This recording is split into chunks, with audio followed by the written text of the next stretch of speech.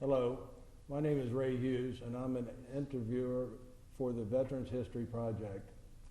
We are at the main library in Cincinnati, Ohio, and today's date is the 14th of January 2015. Today we have the honor and privilege of speaking with Lewis Edward Smith, who is a World War II veteran, a member of the United States Marine Corps. Lou, I just call you Lou, if that's all right? Yes. Lou, where were you born and your birth date? I was born in Newport, Kentucky, 1925. An April Fool baby, April the 1st. April the 1st. What did your parents do, and what were their names? My father's name was Theodore Smith, and my mother's name was Gertrude. And my dad worked for a shoe company, and it was in Cincinnati, Ohio. And right at the break of the war, why that company moved out of Cincinnati, and my father was left without a job. And that was the days of Depression, and family had it kind of rough for a while. I see. Did your mother work any? No, my mother just stay at home. No work. No. Did you have any brothers and sisters, Lou? Yes, I had 2 sisters and 3 brothers. 2 older brothers, 1 younger brother, and my 2 sisters. My oldest in the family was my sister, and then there was 1 sister older than myself. Before we get ahead of in our story, when were you married, and to whom did you marry? I was married in May the 3rd, 1953, to Mary Messmer, and it was interesting the way we met and everything, but I like to go back to Pearl Harbor and when we first started there with the World War II.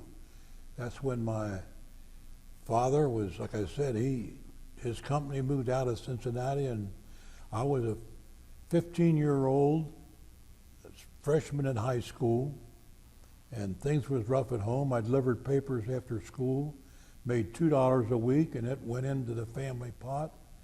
And then about a year later, when my father left his job, the company left Cincinnati, why my older brother was married, why he got me an application to work at Kroger Grocery and Baking Company on State Avenue. And I put the application, I said I was 18 years old, and at the end of my sophomore year in high school, I was called to work at the Kroger's.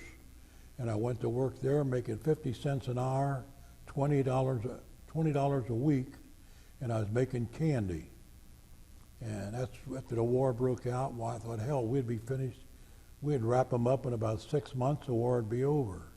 But it didn't work out that way, and when I was working at Kroger's one of these days, why myself and another guy got a little ticked off about what was going on, and we said, oh, we're going down and enlist. So we went down to the post office down in Cincinnati here, and we went he wanted to go to the Navy. I said, oh, no, there's only one place to go, that was the Marines. So we went to the Marine recruiting place, and the sergeant down there asked him how old he was. He said he was 18. But he was registered in the draft, and the guy said, the sergeant said he'd have to get a release in order to join the Marine Corps. And he asked me if I said I was 17. He said, will your parents sign? I said, yes. And he says, well, he sent me across the street to there was a Schmidt building over there to get 3 doctors over there got a hold of me and check me out and send me back over to him, says I would pass physically, and he gave me papers to have filled out, and I went on home, and when I went home I put them papers behind my back, and I walked in the door and I told Mom, guess what I did? She says, I know what you did. I could tell the way you looked when you come in here. You joined the Marine Corps. She said, but I still ain't going to sign. Well, that sergeant had given me these papers for my parents to sign and said to bring them back in 10 days. So 10 days it went by and got that letter from the Marine Corps wanting to know where them papers were. And my mom got worried. She thought I was going to get in trouble. So she said she had signed since I was going to be 18 in a couple months anyway. So I went back over to took the papers back over to Marine Corps and everything, and he had me, I was sworn in on February the 26th, 1943. And let's see, that was February 26th, but then he said, you wait until we call you. Well, every weekend I was going out with my buddies, and this is my last weekend at home. And it lasted a couple months. I didn't get called until the first week in May. I went down got called over there. There was 4 of us left the post office over there. They put us in a station wagon and took us down to the depot and got on a train and went to Parris, South Carolina. And when we got there, why, they emptied us out on a bus and they lined us all up, and I could picture all of us in line. We all had that long hair and everything else, and they marched us from there at Parris out to this big, well, they put us in a Quonset hut first, and they took us over to this big building where they got their uniforms and stuff. So we stripped down all the way, and they didn't ever ask us any size, what we wore or anything. One guy had a tape measure and the other guy had a clipboard. And the guy at the tape measure started off with our head, start measuring neck, chest, arms, and everything. And they ended up giving us all of our clothes and sent us back over to the Quonset hut, showed us how to pack it all in a locker box for inspection. We had to know how to, they give us a blanket, showed us how to make the bed up and everything. And that was pretty much for that day. And the next day, why, they said, we're going to go to the barber shop, go to the beauty parlor, get it trimmed. So we went to get our hair cut the next day, and they trimmed it all the way down to the scalp. And when they lined us up, I could picture the way we looked then with this Marine Corps clothes on and everything else, and the way we looked when we got off that bus, and what a difference it was. So then we started our boot camp, what they called it. We had a Sergeant Kerber was our drill instructor, and his helper was a Corporal, forget his name, Corporal Rice. And he was the guy that, he was real nasty. He'd line us up in that Quonset hut and he'd yell, fall out. We'd fall out. Get back to the Quonset hut, he'd yell, fall out again. Back again, same thing. He finally come out and he said, look, you don't understand. I don't want to see you coming, I want to see you here. And it was that way all the way through with him. He was just nasty all the way. And he was so mean that some of the guys in the platoon, they said the minute we went out on a rifle range and got live ammunition, they sure as hell they was going to shoot him. But anyway, everything was in boot camp with nothing but left face, right face, and learn how to march. And then we got them new shoes and that, and our sergeant, just one morning it was wet and rainy. He marched us through water and everything, got our shoes all wet. And that afternoon it cleared up and we're out on still marching. He marched us until our shoes dried. And he says, they'll be the best pair of shoes you ever wore. And he was right. They fit like a glove after that. Mm-hmm. And then we went out to, we got issued our rifles. Then we had to learn how to do the rifle drill, left shoulder, right shoulder, all that. Then we went out to the rifle range. And snapping in, to me, that was the worst part of boot camp, was that snapping in. You had to learn, I was left-handed, but down there I had to shoot right-handed because the M1s shells would fire out this, and you had to load it one way. So anyway, with that sling and all, I learned to shoot right-handed, and we went out on a rifle range, and we had to zero in our guns at first, or I better not say gun. If you say gun, why, you'd have to stand up and say, this is my rifle and this is my gun. Right. This and that. Well, anyway, we went to the rifle range and we'd fire 4 offhand at 100 yards. You go back to 200 yards, you'd fire 16 kneeling and 16 rapid fire prone.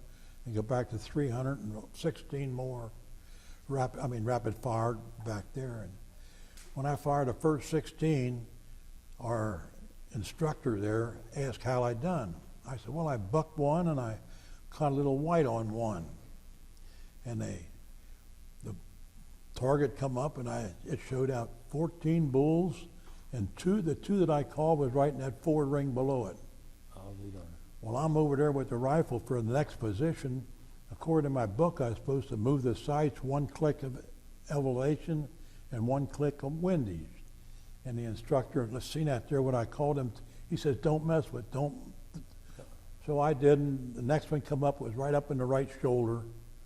And there's a 4 ring and that loose. So I ended up shooting 306, which was high sharpshooter, and I ended up being high in our squad. And then the last week down at boot camp, while we would be on mess duty, and the one that shot high in the squad didn't have to go to mess duty. We had did nothing but had to clean the Quonset hut while all the rest of them went over on mess duty. So then me and the other guys from the other Quonset huts, we're sitting around. We ended up going down places we shouldn't go during the day and everything. And one night we went to an outdoor movie, which we wasn't supposed to do. And when we come back about 9, 10 o'clock after the movie, while everybody was up here they had a roll call, a mail call when we was gone, and we had mail, and the DI found out we wasn't there, and he got on my ass, but good.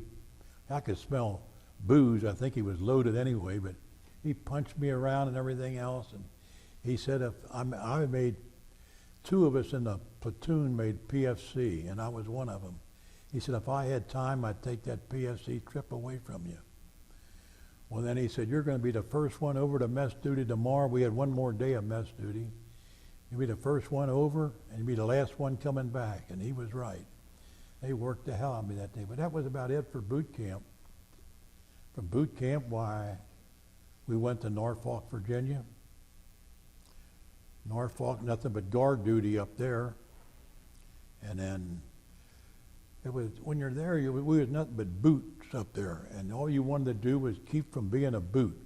So you took your uniform, we took our greens and got a hot iron, and ironed them, scorched them, and then scraped the scorch off of them to get all that hair off of it, and took our belts and our khakis and put them in a bucket with Clorox, getting all that there, making them as white as we could, make it look like we're an old salt. Right. And then we'd get the blanket and put it on a locker box and iron up our stuff. I learned to iron real good.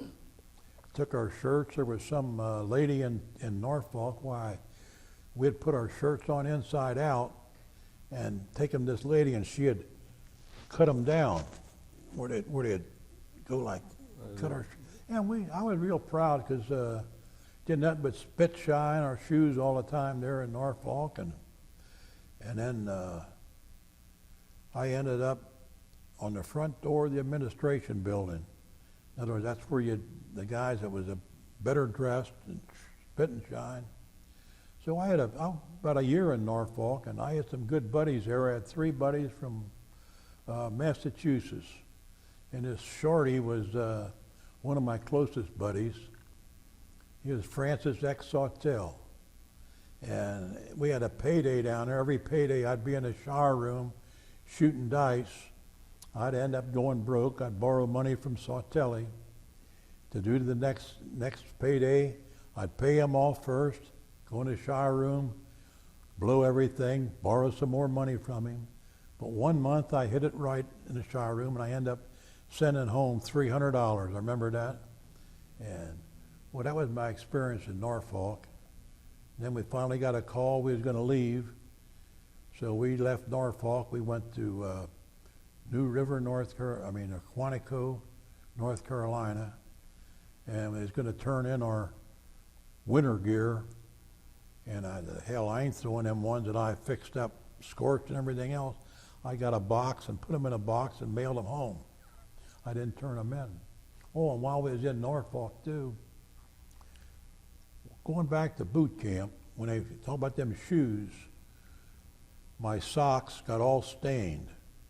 And they gave us a bucket and a scrub brush, and I scrubbed them socks and scrubbed them, hung them up on a line, and then when I went to go get them, they were gone. And that taught me number one lesson in the Marine Corps. Anytime I seen a clothesline with clothes on it, anything on there that I liked belonged to me. And when we got to Norfolk, a lot of the same things come about.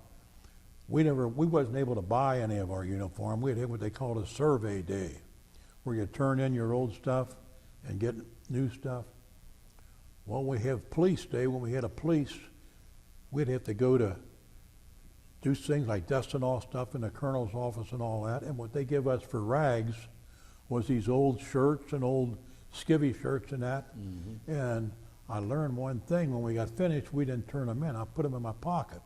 When we had a survey day, I'd take these old things out, turn them in, and get brand new stuff. So anytime you had a police day and you got all this stuff to clean stuff up, why, that was like giving you a new shirt. Right. The same way with socks. If they got kind of worn, you take them out on the concrete and rub them up and put a hole in them, and survey day, you get a new pair of socks. But that was pretty much all in Norfolk. Then we left, we was going overseas, turned in our greens and heavy stuff, and we went to Quantico. We got on a train. We called it a cattle car because they had the bunks just like in a ship, 3 or 4 high. And we went straight on out to, they stopped in the middle of the desert and take us out and exercised us, and then put us on. We went up to Camp Pendleton. We stayed there for about 4 or 5 days. And then we left Camp Pendleton. They took us down to San Diego and boarded a ship. They put us on the Bloemfontein, called the Blue Fountain or something. It was an old Dutch ship. We got on that ship and we only had 2 meals a day. You got 2 meal passes. And there was 1, 2, 3, and 4. So I end up finagling around. I got 2 of them. So I switched around. I had a number 1 and I had a number 4. So if I wanted to get up in the morning early, I'd eat first with 1, and I'd eat later with 4. In the afternoon, I'd eat 1 and 4. So I had it made that way. And then, well, one thing about it, one morning, we went, there was 2 chow lines. One went on one side, one on the other side. And about noontime, we're out around on deck, and all of a sudden, guys start throwing up. Guys holding their stomach and throwing up and everything else. And all of a sudden, why, I was with a group, nothing happened to me, and they start lining all these guys up on the deck down there and getting tarps, putting them over to keep them in the shade, and they start giving them ice water. Well, hell, I'm going to get some of that ice water. I walked down, I laid down with these guys getting this ice water. All of a sudden, my buddies up above us still was all right. They started laughing like hell, and I wonder what, I looked around here, they're starting to give everybody down there a shot. I said, the hell with this. I went back out.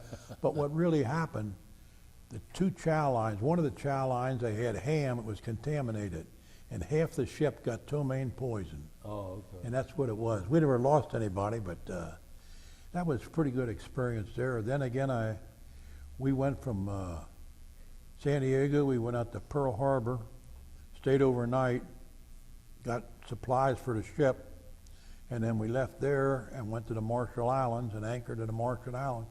We was called the first replacement draft is what we were called. And we didn't realize it, but they were invading Guam at that time, and we was a replacement for the ones they needed to replace the ones on Guam.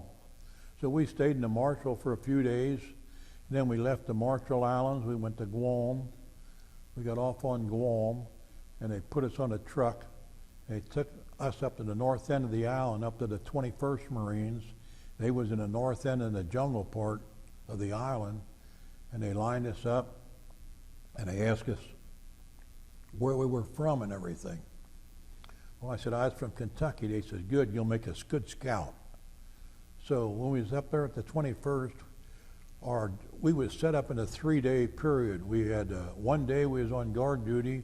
They had a wire perimeter around the whole camp where we were at, and they had tents set up. And the second day was a police day.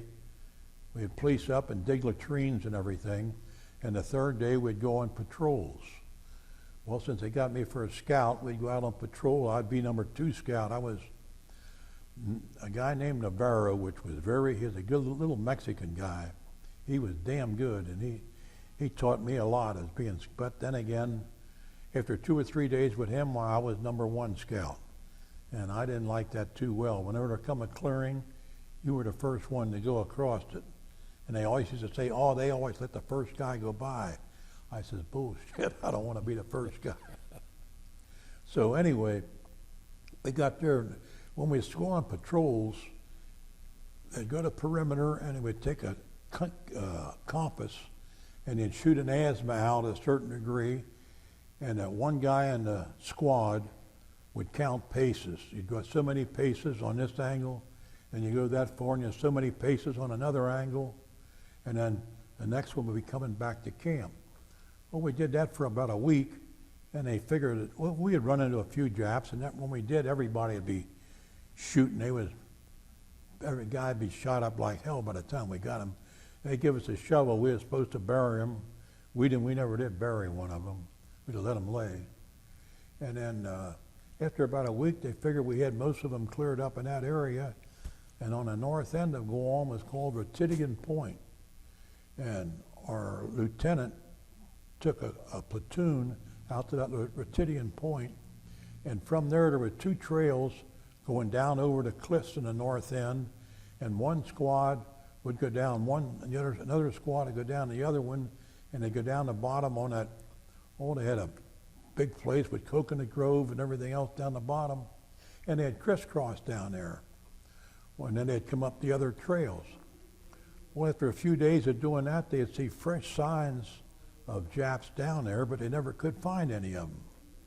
So this lieutenant got the bright idea of taking a squad down in the evening. And then I happened to be in the squad that he picked.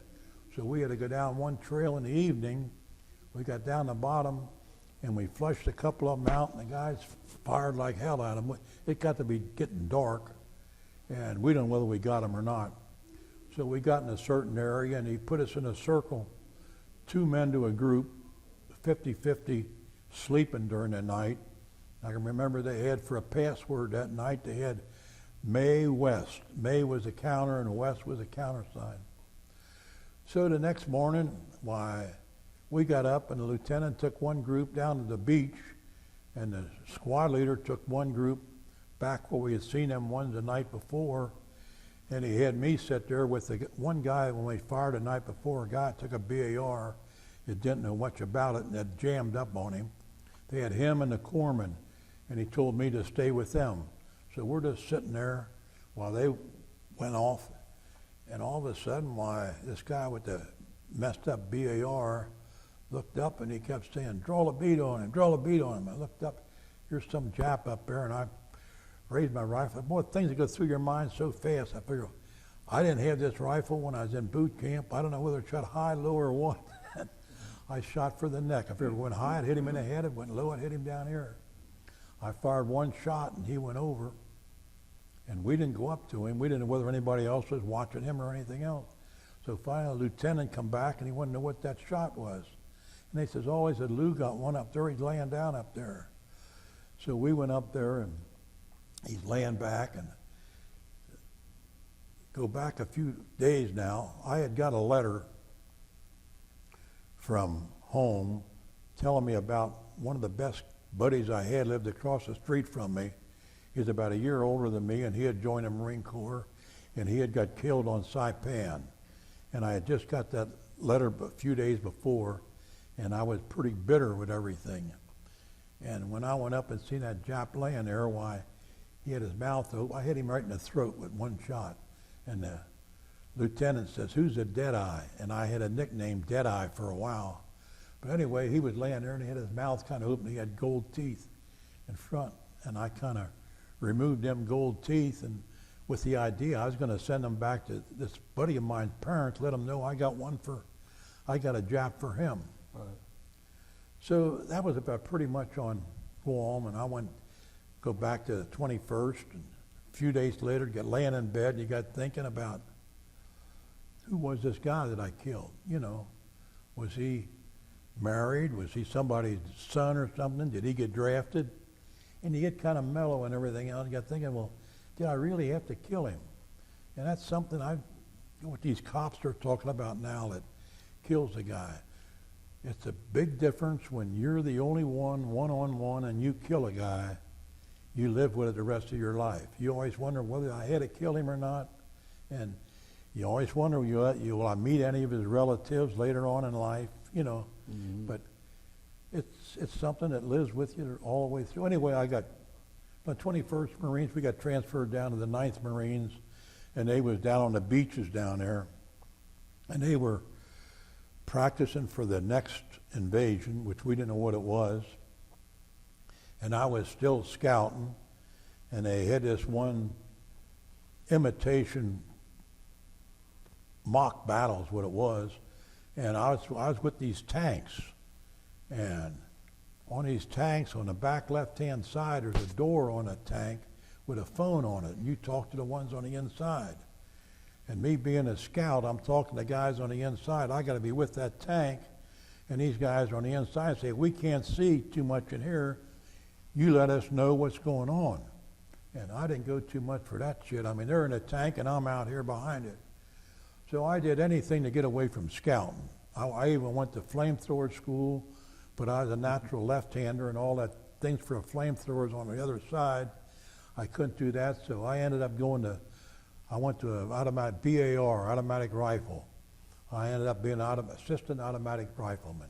Got away from that scouting. I had enough of it. So then that pretty well finished up Guam. We was about ready to go we didn't know we was going to Iwo, but we had to go full pack and march across to the ship. It was a USS Knox that we boarded on Guam to go up to Iwo. And we went boarded it, and I think it took us about 3 or 4 days to get up to Iwo.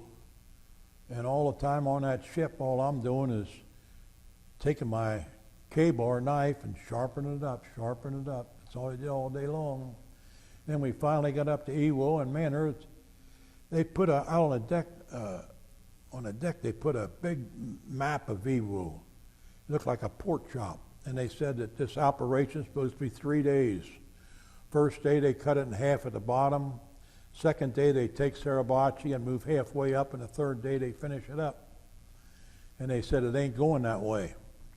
And we was on the deck watching the battle go on and everything else, and all of a sudden, all the whistles and everything else, the ship's going off, and here, that's when the flag went up. Somebody seen the flag go up. So that's when on our ship, we put what they call it, the netting that went over the side with it down into the ship. Well, we're lined up, and I got my helmet down here, and I put my leggings, and I never wore the damn leggings. I hated them leggings. And we'll take a... Lou, if you would continue, as they put the netting over the side of the ship. Yeah, they lined us up, and like I said, I put my helmet down between my legs and my leggings. I never wore them. I put them on my helmet. And we're ready to go, and all of a sudden they say, we got to get our gas mask. So our gas mask was down below, so I took off and went down to get the gas mask, come back up. I couldn't find my helmet. So we had to go over the side and I'll tell you, that ain't easy. That boat's going up and down like that, and you all of a sudden you let go and you hope you land in the boat. So anyway, we went in, and one of them Higgins boats, why, you can't see what's going on in there. You just look up at the sailor guy that's steering the boat. We get in here and hit the shore, and the front end drops down, and that's it, you're there. We didn't go through any water or anything else. We went right onto the black sand is what it was. And I'll tell you, I was looking around. I'm in there with one of these here little garrison hats on and everything else, and they say they got these movies of the different ones landing on Iwo and all that. I'm always looking for a guy with no helmet. I never did find him though. But anyway, I went, and the first guy I seen, I went down and got his helmet, and he had got shot in the head. come out the side. I had to take my hat and wipe the blood out of it and put it on, because you feel like you're naked if you ain't got a helmet on.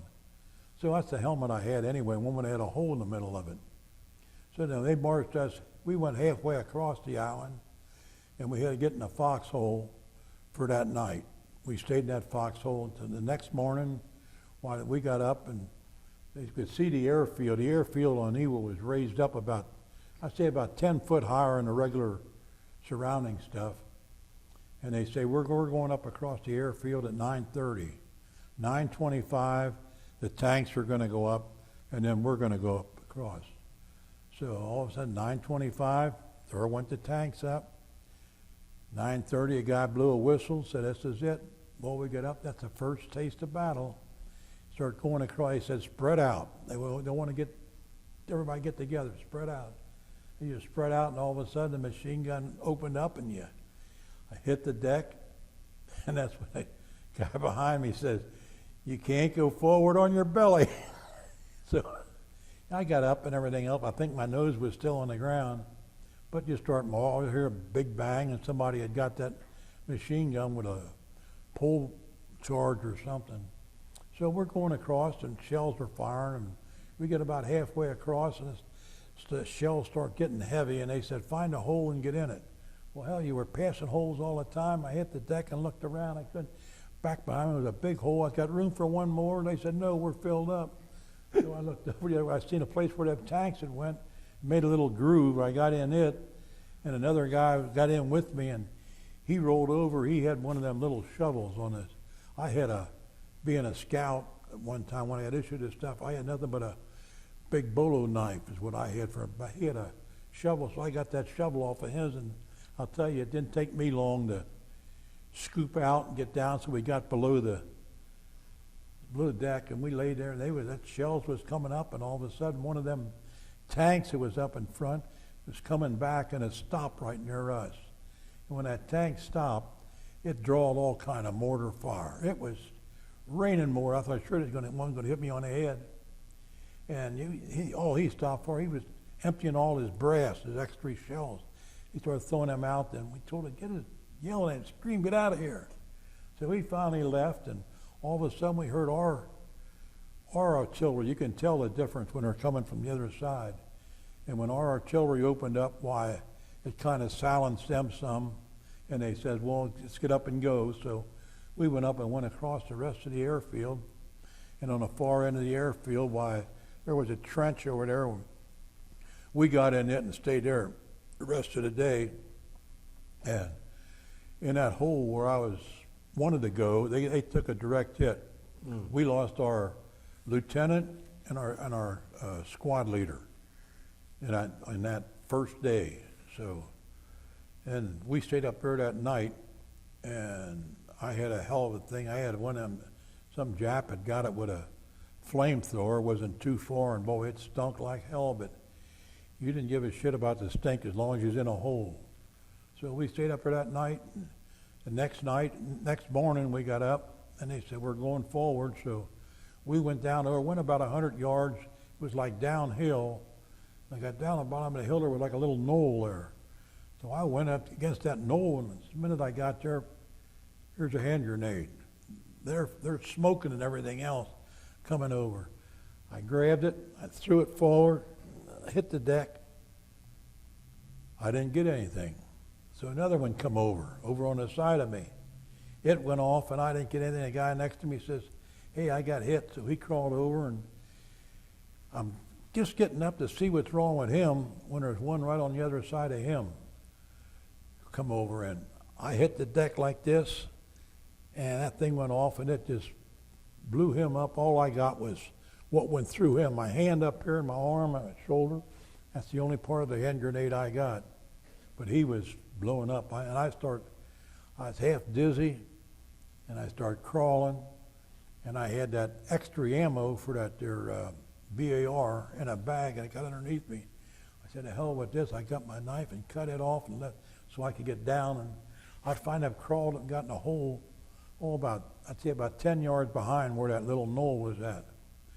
Two guys jumped in the hole with me, and they said, got any grenades? I said, yeah, I got two of them. I got my left hand's messed up. I can't use them. So they took the grenades and threw them over the top of that knoll. And all of a sudden, why, they say we're pulling back. And everything stopped shooting and everything else. We just got up, and I still can't get over what happened. We just walked back to where we started from.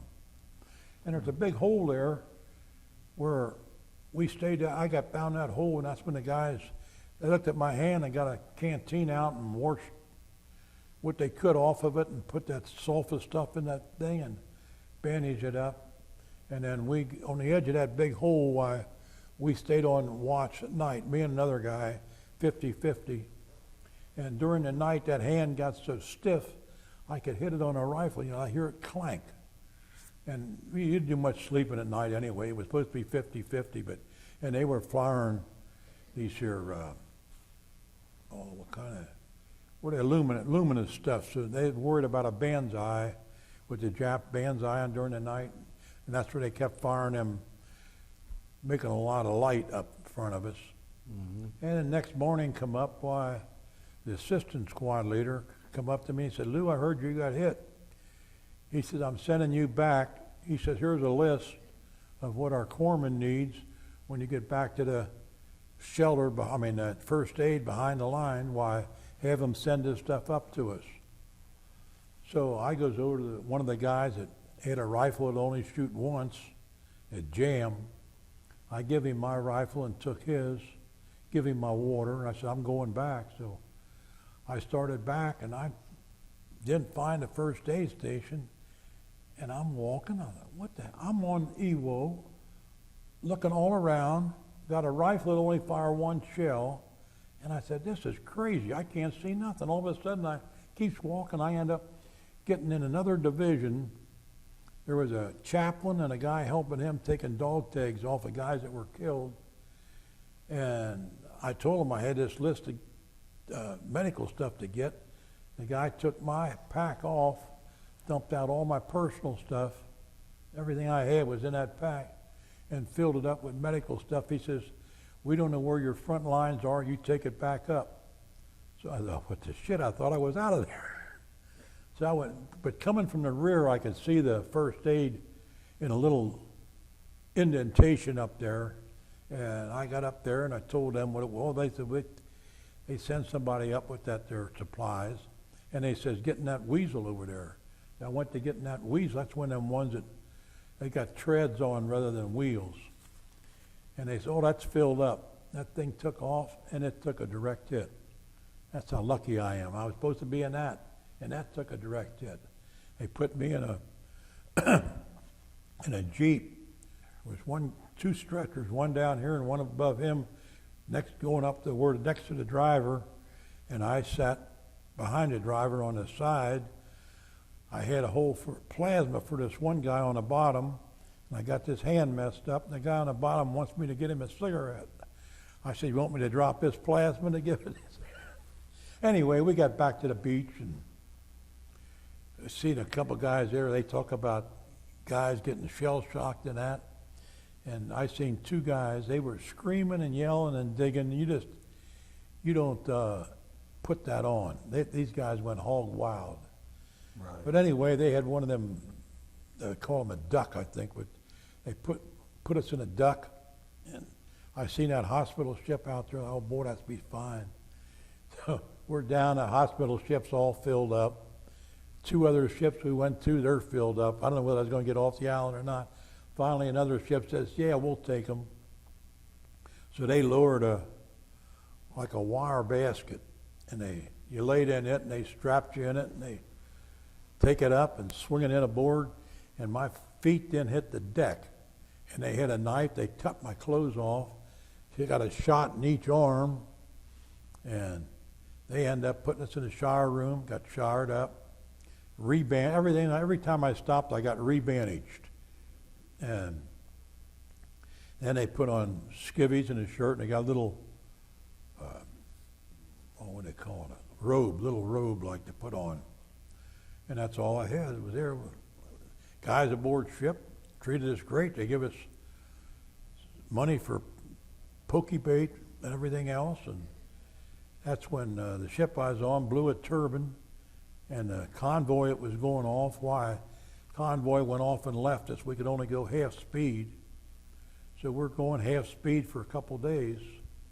And all of a sudden we hit a barrel at sea, and the ship stopped, everything's quiet, and they bring out this here body that's sewed in white canvas, put it on a stretcher, and put a American flag over that, and hooked the American flag on one end, hooked the other end of the stretcher on the side of the ship, and then the chaplain read some stuff out of the Bible and everything else, a lot of words, and I forgot reading that.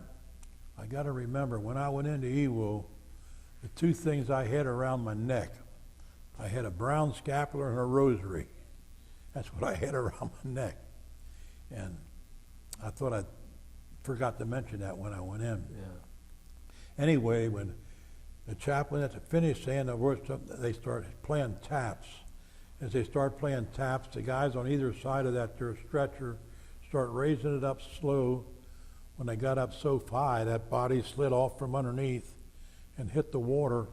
And as it hit the water, the captain of the ship spoke out what the longitude and latitude of what that was. That was that guy's, where he was buried at sea. So in the following day, we had two of them. Same thing, hook them on the side and play taps and raise them, they go over.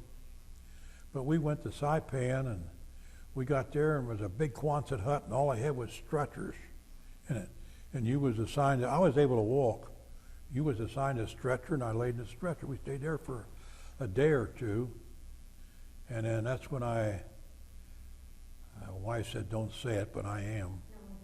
The Red Cross guy gets up and gives us a big speech about what all they're going to do for us and how much money we can get. All we got to do is ask them how much we want and everything. And all the guys start lining up to go put for money. And after a while, so many got through, he stopped them. He said, "No, wait, I want you guys to know this, that it's going to be about a week or two before you get this money, because we got to find out whether or not you've got money on the books to cover that money." So everybody said, "To hell, but we're only going to be here a couple of days. We're going back. We're leaving."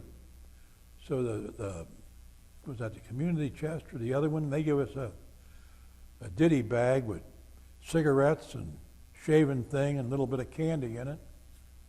Anyway, we gets on a ship there, and I'm on the ship early, and I'm on a railing, looking out, and I'm looking out, and I see this one guy on a line. He's got his hand in his pocket. I thought he lost an arm. That little Sautelli, the guy I was in Norfolk with, he's in line coming aboard the ship. He got hit in the shrapnel in his back. Mm-hmm. So I was able to be on the ship with him going back to Hawaii. We went up to the hospital in Hawaii, and that hospital up in Aiea Heights is where it was. And I was getting the headaches from that shell it hit. I was getting pouring acid. They'd give me nothing but aspirin. Then I actually told them I having trouble with this hearing, and I'll never forget, I got down for this hearing test. And this doctor's talking about the hearing test, checked my ears out, and he started talking. He said, "Repeat after me," and I did, and he put me over against a wall, facing a wall, and he said, "Hold one hair." He said, "Repeat after me," and I did that, and he said, "Now hold your other ear." Well, dumbass me, I had this here. I put my other hand here. I thought, this is crazy. He finally tapped me on his shoulder and said, "Put this hand down." So anyway, I had no trouble with my ears until right now. I can't hear very well. But we got out of the hospital and went to Pearl City, where they called the 10th City is what they called it. And I volunteered for officer's mess, which give us a few more dollars on the paycheck. And that was good duty. And in the meantime, this Shorty Sautelli I was with, he was sent back from Guam from there, and a few other ones went back. And I'm wondering why in the hell I hadn't called back. So I got another guy. We went down, asked about why in the hell we ain't getting sent back to Guam with the outfit. And this one guy, well, what's your name and that? And I give it to him. He looked it up. He says, well, you're in class so-and-so. I forget what the hell class he said. He started laughing about it. He said, you won't be going back. So I don't know what the hell class I was in or why. I don't know why. I guess I was maybe this way. I don't know. But then after that, why, we were waiting. They were taking guys. The war ended on August the 14th while we were there. And we had beer under our cots from the officers' mess. We ended up drinking that beer and get half loaded and got on a bus, went down to Hawaii, and then went on out to Waikiki Beach. It was VJ Day is what it was. We were celebrating. And gets out to that Royal Hawaiian Hotel and went around the back, and we thought, what the hell? We stripped down and went swimming in Waikiki Beach up there and come back from swimming, put our clothes back on, start walking around, had that sand in our shoes. We thought, hell, this. We looked around, we found a Jeep that there was just a switch. You didn't need a key, you could get a switch on it. So we swiped that Jeep and went all the way back to our place where our barracks were. There's a Wave barracks next to it. Tried to get in there, and the guys from our barracks was over there, and they ended up hauling in the Jeep, and we started heading back down to Hawaii and was going to go on the other side of the island up across Poway Pass. Got a half near Poway Pass, and the damn thing ran out of gas. So we stopped, pushed it around, coasted down the rest of the way, and split up and returned to our camp, thumbing back to camp. And then while we were there, we were waiting for ship to take us back to the States after that. This buddy of mine, Sautelli, and I went into Hawaii this one day, and we said, we got to have something to remember us by, so we went to a tattoo place. And we got our Marine emblem tattooed on our shoulder. But we had the guy put the anchor, I don't know if anybody knows, the anchor, the Marine is supposed to always point toward your heart. We had him put it on backwards, so we had the only ones like that. So I got a tattoo here with the anchor going the other way. Nobody ever notices it anyway. But that was pretty much it. I can't think of anything more about Hawaii, what happened there. When did you come home? Well, that's what we waited. There was a sweat box is what we called it. You know, let me interrupt you Sure. one sec. You forgot to tell me what division, regiment, and company you were in. I was in the F-21 Fox Company, 2nd Battalion, 9th Marines, 3rd Marine Division. Okay. But when I first went on Guam, I was in the 21st Regiment and got shipped back to the 9th. Yeah. But no, we was in that sweat box, and they would call out names, any ships that could take guys back. And if you wasn't there when they called your name out, somebody else would go. But anyway, we was there a couple weeks, and then finally, the battleship Maryland come in, and they took the whole mess, put us on truckloads, didn't even take our names or anything, loaded us aboard the Maryland, and never had bunks aside or nothing. In fact, I had up in the upper gun turret is where I slept, because there was canvas up there I could cover up if it got cold. Right. That's where I slept up there. And we come back to San Diego. Well, actually, when I left the States, it was August the 14th. And I always brag about it. It took me 1 year to get the war over. It was August the 14th was VJ Day. Now they claim they got August the 14th, the VJ Day is a different date. 15th. Yeah, it was a day. They put up the day they signed it in the MacArthur and that signed. Right. But that was pretty much it. We left there and put us on a train and went on at Atchison Peak in the Santa Fe with that. What do they call them? The Harvey girls or something. That's right. With them stops The going back. restaurants. We went back to the Great Lakes, and I remember the private that was taking us through the discharge. he got up on a lacquer box, and I admired him because he went up, and I was only a PSC, but he had sergeants with us and 5 and 6 stripers. He said, you guys can pull your rank if you want. He says, I got 3 years to go. He says, but if you want to get home early, you do what I say. But we did. We got our discharge up there. And, what day did you get discharged? December the 1st, 1945. That's the day I discharged. And did you come home right away? Well, yeah, they put us on a train. We went to Cincinnati, the depot down there, and got off and got on a streetcar, went downtown Cincinnati, got on a bus, went to East Newport, the end of the line where I got off the bus, walked up Chesapeake Avenue, and like all these other ones say, hey, we had these parades and all that stuff when we come home. There was nobody out saying, hey, welcome home, Lou. I mean, that was it. You walked up by yourself. But I was damn fortunate. Like you were talking about them saloons afterwards. We'd go out to the saloons and that, and this one day we're out at the saloon, this one girl comes up to me and says, hey, Lou, ain't you Lou Smith? I said, yeah. She says, come here, I want you to read something. Here she had a letter. Dick Dehoff was in the Marine Corps, and he had my address, and he got over on Guam after we left for Iwo. And when the guys from Iwo come back, he went to look me up. And there was only 2 of them from my company that come back, 1 officer and 1 enlisted man. So he writes a letter to his girlfriend back home about how I got killed on Iwo. And that's how this girl said, read this letter about how I got killed on Iwo Jima. Speaking of Iwo again, how did you recover completely on your left arm? Well, my left hand, I'll tell you, I got back and everybody is saying go back and try to get more. I mean, what did it? They were saying about something about. They said you got shrapnel. I said there ain't wrong. I could use it and everything else. Nothing wrong with me. They said in case that shrapnel moves around later on in life, they want to have a record. So I went over to put in to get medical treatment. Right. So what happened? They sent me a letter and they sent me to go down to Louisville for examination. I went down to Louisville, and I'll tell you, they put it through an examination down in Louisville more than ever I had when I was in. They went through everything.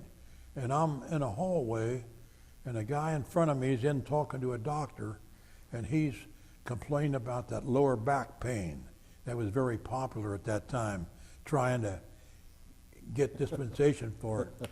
And sitting down in the hallway, I could hear this doctor asking him questions. And about every 3rd question was about the same thing in different words. And I figured, I'm not going to try to fool this guy at all. Right. He go in and he started asking me about my hand. I says, there's nothing wrong with it. I says, I can use it. The only thing I've had so far, I says, in cold weather, I went back to Kroger's to work, and I was loading and unloading sugar cars. I said, unloading sacks of sugar and that. In cold weather, it stiffens up. I said, that's the only problem I've had. So he says, okay, and he says, he put his hands out. He says, squeeze my hands. So hell, I went up, I cracked his knuckles. He said, well, you're stronger than I am. I said, I'm not saying there's nothing wrong with me. I goes home and I get 10% disability. I get it from the day I was discharged. Okay. And I'm still getting it. Right. I've never ever called, I don't know of anybody, I've never ever called back. And actually, I'm left-handed. I bowl left-handed. I'm still using it. I've never complained about it. And you were on a championship softball team too. Yeah. I've been very fortunate. We got on good bowling teams. We win the city roll-off. Everything. I've been very fortunate. Run into a young lady, and very fortunate that way. Well, how did you meet Mary? Well, that's what this here one. When I was giving this speech in school, I was in the middle of Guam. I told the ones that raise your hand whenever you got a question. So I'm in Guam, going on one of them things out in the jungle, and this girl holds her hand up. I said, what is it? She says, how did you meet your wife? I said, boy, I'm really getting to him. So I told her, I says, a good friend of mine was going out with her older sister. And she tagged along with him, and they stopped in this place I was playing ball for down at D&G. And when they stopped in, he invited me over and introduced me, and that's how I started going out from there on. Started going out with her then. And when did you get married? We got married, you put me in the middle, May the 3rd or the 2nd, 1953. And how many children did Four, you? 4 children, got 1 girl, and then 4 boys. We had 4 kids in 5 years. Huh? 3 boys, yeah. All in 5 years. Then I joined the Boy Scouts and learned how to tie a square knot, and no more. Now, did you continue working at Kroger's when you got home, or what? Well, that's another story too. Now, I got home, I continued working at Kroger's, and me and 2 other guys decided we was going to go down to the Florida and live with the filthy rich. So this one guy, Jim Wimberg, he didn't believe I'd quit working Kroger's. So he rejoined the Marine Corps. So these other 2, Bob Marchand and Bill Jester and myself, I went over to Kroger's and I told Stan Shaw was a guy at SC. He was a coach of I played basketball for him. I told him I want a leave of absence. He says, how long you want it for? I said, for 3 months. He said, I can't give you it for 3 months. I'll give you it for 3 weeks. I says, okay. He said, I wish you wouldn't take it. He knew I wasn't coming back. So our deal was, we're going to go down and live with the filthy rich, and then from there we'll go either to catch a tramp steamer, go to South America, or thumb and go across the states and go up to Alaska. That's when they was homesteaded in Alaska. Mm-hmm. So the 3 of us, we did.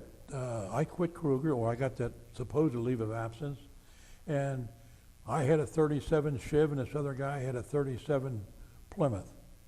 And we flipped coins, and we ended up getting that 37 Chiv we took. And we took $50 a piece. We had more money. We took $50 a piece, and we took off for Florida. And we went by way of Cherry Point, North Carolina. That's where this guy that re-upped, he was in Cherry Point. We drove up to Cherry Point to give him the heo that we're going to Florida. So we seen him here at Cherry Point, and we went from there on down to Florida, and actually we were about starving down there. We had a flat tire when we started town. We had some of our money went there, and we got down to Miami Beach, and the guy said, we was in a park down there, and the guy, oh, these hotels ain't bad. Talk to them a while. We got a hotel room for $17.50 a week. And that was a double bed and a single bed. And they liked us because we were white boys and good advertisement for the hotel. And we ended up staying down there for about 3 or 4 months. And we wouldn't give that guy in North Carolina our address because knowing him, there was a train track coming back. He'd have jumped the train and come on down. But no, I've been very fortunate all my life. We went down there and about starved. This one guy, Bill Jester, was a good-looking guy. He ended up, we'd get him to sweet talk the waitress to get a little more meat and beans on the plate. And I actually got a job. We started off at help putting it in a boat dock down there at the Bloemfontein. Oh no, I can't think of the name of the hotel down there. But we got paid $1 an hour, got enough money then we could get a little bit to eat, and then they'd advertise in the paper for a candy maker over in Miami. So I went over there and I had been making candy at Kroger's. I went over there and boy, that guy welcomed with open arms. They couldn't find anybody. I ended up making candy there. I had 15 of these here girls working for me. I was spin the candy out, and they had to do the rest of it, make them candy canes. And we was doing pretty good, making pretty good money. And then finally I got word my younger brother had went in the Marine Corps after I was in, and I hadn't seen him for about 4 or 5 years. So I got word he was coming home. So I told the guys that I'm going home to see my brother. So they decided they'd go home with us. So we got that 37 Chev, and we took off on New Year's Eve, going across that Tamiami Trail. What year? What year was that? I don't know what year that was. No, I don't. I know it had to be, I got no idea what year it was. No. But they come back then, and that's when from then I put in an application at the post office, and that's when I started at the post office and worked there until I was 55, and I ended up getting into supervision, and I hated that with a passion, trying to get these people to work, and I couldn't do it. So when I turned 55, I says, let me sign the papers. I retired at 55, so right now I got 34 years of retirement. Actually, I got more retirement checks than I had when I was working. Right. So I've been very fortunate. Yeah, I would say. Is there anything else you'd like to add to this interview, Lou? We've reached. Well, I've been very fortunate health-wise, except about 2 years ago when I come down with cancer. I had bladder cancer, and I'll tell you, I did a lot of praying, and I thought I was seen the last day when that last operation, they took my bladder out. Now I got a bag, and so far I'm doing fine with it. Well, you look well. You look good. Yeah, I haven't changed the bag yet. I got my nurse. Yeah. She changed it all the time for me. So yes, I'm still bowling, carrying 180 average. I quit playing ball though. That's one thing about. I went back out to Anderson. I played with the Anderson seniors, and I got the different trophies I got home. I got one that I'm real proud of. You know what it is? No. What is it? 65 years of age, I got Rookie of the Year. I went out and started playing with the seniors, and the first year I was out there, at 65 years of age, I got Rookie of the Year. Well, congratulations. Yeah. Well, we certainly want to thank you for this interview. Yeah. And we appreciate the time that Yep. you served our country. Okay, thank you. And what you did for us. Thank you. Thank you, sir. Yeah. Okay, Lou, my name is Dick Erickson, and I am the interviewer here with Tom Hayes, and we are located in Branson, Missouri at, where are we, Tom? Lodge of the Ozarks. Lodge of the Ozarks today, on the third day of October in 2009. And we're here with Lou Smith. Lou, would you give us your full name, please? Louis Edward Smith. And where do you live, Lou? I live in Bellevue, Kentucky. And what do you remember about your early years? Did you go to school in Kentucky? Well, I can give a brief resume. I was born in a time of depression, and my father worked at Cincinnati in a shoe company, and it moved from Cincinnati, so we were left without a breadwinner. And at 16 years old, I was just out of my sophomore year in high school, and my older brother, who was married, was working at Kroger company in the factory, and I lied about my age, saying I was 18, I was only 16, and I got to work there. And I started working at 16 from Kroger Grocery and Baking Company, making candy. I was a candy maker. And I was working there until the war broke out, and I seen a lot of them movies of John Wayne and all that stuff, and I wanted the Marine Corps. So that's what happened. I ended up leaving one day over there when working making candy, while myself and another person went down and enlisted in the Marine Corps. What was your date of birth, Lou? April the 1st, 1925. And did you graduate from high school? No, I went sophomore year, that's when I went to work, after the sophomore year. And then you saw the John Wayne movie. You know, I seen a few of them. The Marine Corps glory stuff, I was gonna do everything. So tell us what made you decide to go in the Marine Corps? These movies, well, really, I looked at it this way. The Marine Corps is supposed to give you the best training. If you had the best training, you had a better chance of survival. So that's the main reason why I went in, yes. What do you remember about your induction? I can remember going over why my mom said she wouldn't. I want one of the joints when I turned 17. She said she wouldn't sign for me. And the day I left, why I went down and told them that she would sign for me. And they give me papers to fill out when I went home, when I left there, and they said to return them in 10 days. But when I went home, my mom still wouldn't sign. So after 10 days, why, we got a letter from the Marine Corps recruiting station, and my mom was scared I was getting in trouble. And since it was February and I was going to turn 18 in a little over a month, why, she said she had signed. So she signed for me, and I went over and was sworn in on February the 26th.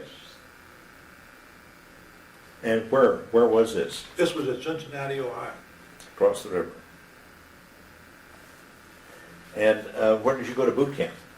Right. Well, we started in boot camp, and I wasn't really called. I was sworn in on the 26th, but I wasn't called over there until May, the first week in May. I don't know the exact date, but it's around the first week in May is when I went down to Parris Island. What do you remember about boot camp? Well, I had it easy. I was 17, and I was athletic, and a lot of the other ones wasn't, and it was kind of rough. I mean, but it wasn't as bad for me as it was for a lot of the other ones. I really did very well in boot camp because I did play ball all my life, and I was in pretty good shape. And I was out of our platoon, while two of them had made PFC, and I was one of them. And I was a natural left-hander, but when I got the M1, I hit a fire right-handed, and we had all this snapping in, and I ended up shooting high in the squad, shooting right-handed. I'd always like to find out what I would have done if I was able to shoot left. Did you fire expert? Did I fire what, sir? Did you fire expert on the rifle range? No, I fired 306, high sharpshooter. There's a story on that too, and we go back from the offhand at 100 yards and going back to the 200 and 300 when I was on the sitting position. We had rapid fire 16, and after I fired, he said, "How'd you do?" I said, I bucked one of them and I caught a little white on one. And it come up, I had 14 bulls, and the two that I called was right in the forward ring below it. And when I went back for the kneeling position, I was supposed to have them all snapped in and all that. I was supposed to move the elevation and windage 1 notch on one and 2 on the other. And the guy was there, he'd come back, he'd, "No, don't touch it, don't touch it." You know, I fired a sitting, and I fired everything right up in the right shoulder. And that's where the 3 ring and the 4 ring was there. And I didn't get as, I always wondered what would have happened if I was able to change it. I think I'd have had high expert, really, if I was able to change. But I ended up with a 306, was a high sharpshooter. Mm-hmm. So what happened then after boot camp? Boot camp, I got acquainted with 3 boys from around the Boston area, and we were very good friends, and we actually got shipped to Norfolk. Was very disappointed, guard duty at Norfolk. But I spent a year there, and usually Norfolk was nothing but spit and shine. Went through the whole bit of putting everything in Clorox, trying to look like you're not a new recruit. Put them in a Clorox bottle and a spit and shine. I did go from walking the piers, I ended up on the front door of the administration building. I was kind of proud of that. Did a lot of soaping your seams and blitz cloth and everything else, and then we shipped out about a year after I was in Norfolk. And when you shipped out, what do you remember about that? What did they tell you? Well, this 3 guys from Boston, I told you, my one buddy was a little guy, and he wasn't on the list to go with us. And I remember going down to the colonel's office, and he was begging the colonel to go along with us. And I sitting in the hallway while I could hear him talking, and they kind of put him through the ringer. But he says, "I could do this and I can do that," but he finally got to go with us. And we left Norfolk and we went to Quantico, and that's where we got rid of all of our winter gear, and they give us all we had was dungarees and our khaki, all our greens and that was, we had to turn them in, rather than turn them in because I had them singed and had the seams soaked and everything, and I put them in a box and sent them home rather than turn them in. Well, did they tell you where you were going, or was that, No, I that had was no the only idea. indication you had No, you were going no one idea. way? Yeah. We would just ship there, and from there, they put them on what we call cattle cars going across the states. And all they did was stop out in the middle of nowhere for exercise and everything, and we ended up in Camp Pendleton, a place in Pendleton they called Little Tokyo. What do you remember about Pendleton? Well, the showers, outdoor showers, and it was cold. Okay. We did Sunny get California, huh? Yeah, we did get one day of liberty, but it was before payday. But myself and another guy, we did hitchhike into LA, and actually on the way, it was interesting why a lady and his, had come by on a horse, and we actually rode a horse part of the way. We hitchhiked and got up on the back of the horse, and we got into LA, and we had to sit behind the saddle, and our clothes had all that horsehair on the inside.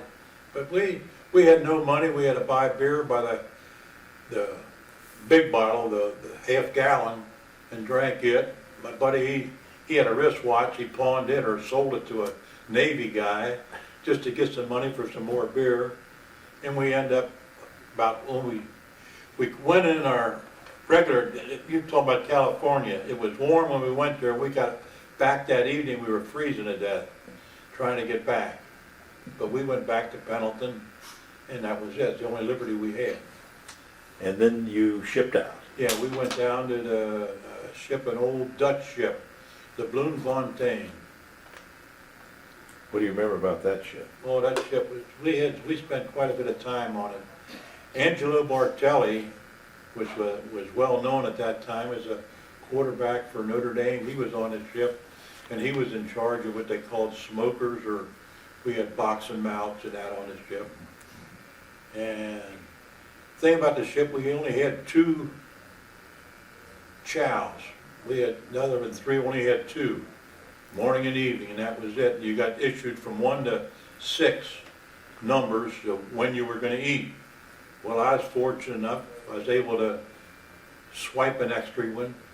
I had 2 4s, and when I started trading around, I ended up with a 2 and a 6. So in the morning, if I didn't want to get up, I'd use the 6 for later, and in the early, I had my 3 meals. What do you remember about your sleeping accommodations? Sleeping accommodation was about this much room in between the bunks, but I wouldn't go there. I had my favorite spot.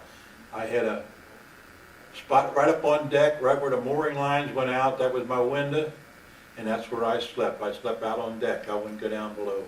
How many tiers of bunks were there? Do you remember? Yeah, I would have to guess at 4 or 6. They were just boom, boom, boom, boom. I really don't know. Now, you didn't play any poker games? Or Yes, I did. Well, tell us about that. Yeah, well, when I was in Norfolk, every payday, I'd end up in the shower room, and after I finished, I'd borrow money from this buddy of mine to last me till the next one. And I think about the 3rd or 4th month that I was going broke every time. I did hit it, and I was able to spend $100 home to the family, and I had another 100 with me. And then when I went aboard that Bloemfontein, we started out in your quarter, nickel, dime games, and I was fortunate, and I got in, and we got the dollar ante and bet the pot. I got up to a couple $100, but and I lent out money at that time when I had that money, and I hit a day where I got cleaned out, but I did all right because I started collecting the money that I had lent out. Culture markers. Oh, yeah. You probably got a little interest on the money you lent out. Well, no, I didn't do that. I didn't charge anybody nothing. No. Well, now, where did your ship take you? Well, at Bloemfontein, we went to the we went to Pearl Harbor first, and we was over there overnight. They said something about we'd take on water is what they had to go in for. And the one thing I remember about that, it should be on record, but while we were there was a lot of DEs or destroyers that were in the line I think they had about 4 or 5 of them exploded.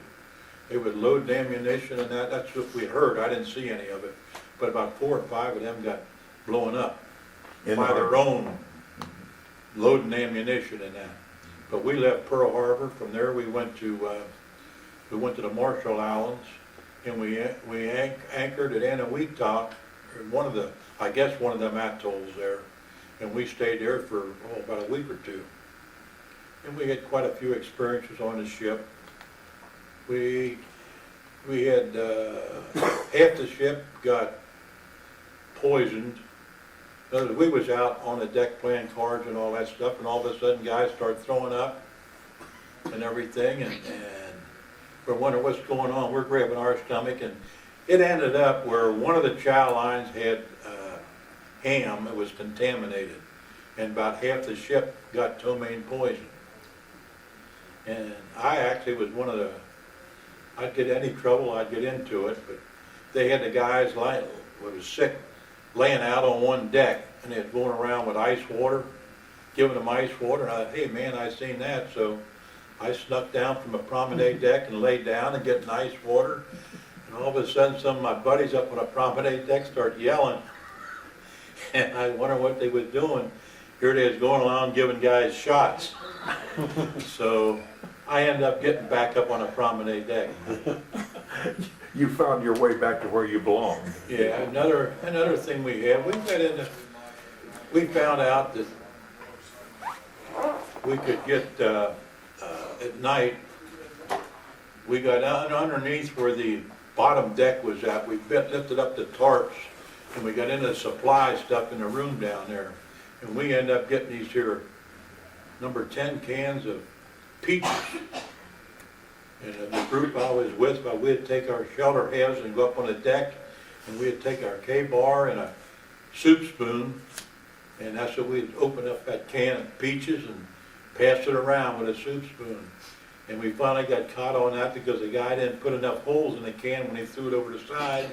It floated too long, and they found out what it was, and lucky enough, why we didn't get caught so far as stealing anymore, but it did put a stop to getting the peaches. Now, we're in 1944 yet, or are we still in 43? No, what I remember, we left on August the 14th is when we left the States. Because I remember after the war, I bragged about it took me a year to end the war. August the 14th, and the next year was VJ Day. That's on 45, so we left on August the 14th in 1944. Okay. And so, where did you finally leave the ship?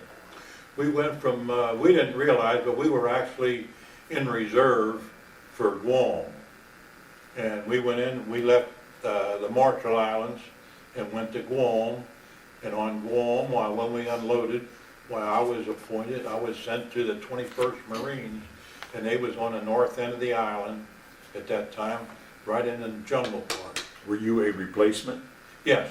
We went over in what was called the first replacement draft.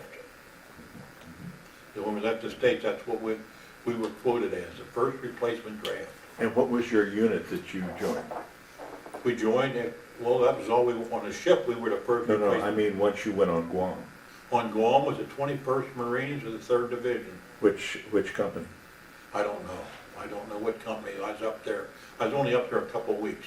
That's where I ended up being a scout and given a machete and that stuff, which I got away from. We had an incident on Guam, though, what we had on the 21st, it was a 3-day stretch. We had one day, it was police duty, where you dug latrines and stuff, or anything around the camp.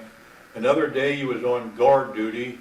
They had the perimeter of our camp with barbed wire with cans hanging on it, and you had to stand duty around that to keep the Jap from coming in. And on the other day, we'd go on patrol. And on a patrol, they'd give the squad leader, we'd go on by squads, they'd give the squad leader kind of a map. You'd go so many paces, a certain azimuth on the compass, and so many paces, and then one direction, so many paces another direction, and the third direction would usually send you into some kind of a trail so you wouldn't get lost and bring them back into camp. And when we went out on patrol, one guy, like I started off as number 2 scout, and then I went to number 1 scout. We'd shoot the asthma, we'd pick a point out and go to it. No matter what was there, you went through it with a machete. And we went that way, and we had one guy in the squad would keep track of the paces that we went. And whenever we'd run into, one time we'd run in, a few times we'd run into Japs or something, but it was only small. The idea was to keep the Japs from ganging up and getting in one big unit. We run into them once in a while, and that was just a couple of stragglers what we'd run into. How long before had they declared the island secured? I really don't know. The island was declared, there was actually more Japs killed after the island was secured than before. I understand they kept surrendering up into the 50s. Well, I don't know what it was, but I mean, we were up in the northern end where most of them was. And then we had a lieutenant, and I happened to be in the platoon that he picked to go up on, if you're familiar with Guam, Point, there's a point up there on the far end that he took a platoon up there, and you could go out on that point, and a little small area we could guard it. In other words, put a person on guard, nobody could get out to you. And we were there, and in the morning we had 3 squads. One squad, there was 2 trails going to the cliffs, going down, one on one side, one on the other. In the morning, while the squads would go down each one of them trails, down to the bottom where there's plantations on the far end of the island there, and they had crisscross down there, and then the other one go up the trails that way. Well, when they start going down, we'd see fresh tracks of Japanese, but we never see any. So the lieutenant had a bright idea that he'll take a squad down in the evening and stay overnight. Well, I happened to be in the squad that he picked. So we went down one evening, and after we got down the bottom, while we seen a few of these we fired, was just getting dark. We couldn't follow up whether we got them or not. And then we went up further, and he set up in a circle to stay overnight. 2 men to a thing, and password. I remember the password. We had May and the answer West. May West was our password for that. And then when we seen the Japs the night before, why the one guy in our group, he had a BAR and didn't know how to use it, and he jammed it. So when the following morning, Lieutenant took one group from our squad and took them along the beach, and he took the squad leader took another group back to where we had seen the Japs the night before, and he told me, I had to stay with the guy with the BAR, didn't work, and the corpsman. You try to keep the corpsman out of direct action if possible. So we're there sitting there, and all of a sudden, the lieutenant went one way and which they went the other. We're treated bullshit like we are now. All of a sudden, the guy with the BAR says, "Oh," and he looked up, and here's a Jap. And he kept saying, "Draw the bead on him." He was froze like. And I was Jap, and I come up, I got the Jap before he was able to shoot this guy here. And usually when we was out on them patrols, whenever we see everybody fired, boom, boom, they were all shot up. This time here, one time when I went up, this rifle I didn't sight in on or anything else. I don't know whether it shot high, low, or what. So instead of shooting to the head or body, I shot for the neck. And when I shot the Jap, it was one shot, killed him right in the neck. And when the officer come up with his group, he says, "What was that one shot?" And he says, they said, "Lou got one up there, he's still down." He started going up. I said, "Hey," I said, "we ain't been up there yet." Then we hit him, everything goes through your mind. Hey, maybe somebody else is there. We'll walk up there and they'll nail us. So we were there, he was down, that was it. And when the lieutenant went up, he looked at the guy and he says, "Who is the," what did he say? I forget, not sharpshooter, but he made some kind of remark about who is the, I don't know, because it was one shot, in other words, and everyone else, he says, and they says, "Oh, me," and that. But actually when we were there, right before that, I had got a letter saying that one of my best buddies from back home, he had got killed on Saipan, and Saipan was right before Guam, and he had got killed, and all I got on my mind is, hey, he got killed over there, and I hope I can get one before everything. Well, anyway, when that Jap was laying there, I'm thinking, well, I gotta tell his mother and everything that I got one for him. So and he had his mouth open, he had gold teeth, which is something I'm not proud of. I took his gold teeth, and I kept them. How long was it, dear, when we went back over? We went back to Guam on the 50th reunion, got acquainted with a nun over there, and Liberation. and then the following time, we went back on the 55th, and I took them teeth back and buried them over there. You kept them all that time. Yeah, I mean, after that happened, you know, I was a hero. I got a Jap, you know, this and that and everything else. But you're laying after about a month, I guess it was after that. You're laying in bed. You happen to start thinking, well, hey, this guy he might have been the same as me. He might have been drafted, somebody's son, or he might be somebody's father, and you kind of mellow a whole lot, and that's something you live with though the rest of your life. I mean, that you killed a guy, and you always go through, could I have possibly not killed him and took him for prisoner or something? But it was spur of the moment stuff, and you do it. That's it. Right. Well, after Guam, then what happened to you? Well, for the 21st, I got transferred down to the 9th. Then they was on the beach. That's the 9th Regiment of the 3rd Division. And actually, while I was down there, they was still having so many Japs roaming around the island. The general or whoever it was in the 3rd Division, they put fire groups. They split the squads up into 4 to 3 4-man fire groups. And they, across the island, they had eyesight from one side to the other, and we went across the whole island, going up with eyesight, cleaning out all the Japs that were left. And we ended up where I was at, the 21st. And that's something else. I had that machete on that thing too. You don't follow no trail, you just went straight ahead on a machete. And the only thing really incident on that is when I hit a hornet's nest. And my rifle went one way, and the guys saying, where are they at? They thought I was talking about Japs, because they get up underneath your helmet, and they knock the daylights out of you. But That wasn't how you got your Purple Heart. no. So after that, then Well, then we were in training on with this down on the beach with the 9th Marines, and that's when I ended up. I was nothing but a rifleman, an assistant BAR man. My official thing was of the squad. I don't know if you're familiar with the Marine Corps squads. fire teams and so on. Right, yeah, there was only one person in the 3rd Fire Team was only a rifleman. The other one was an assistant BAR man, and the other one, was you know what the Army. Were you in the Marine Corps?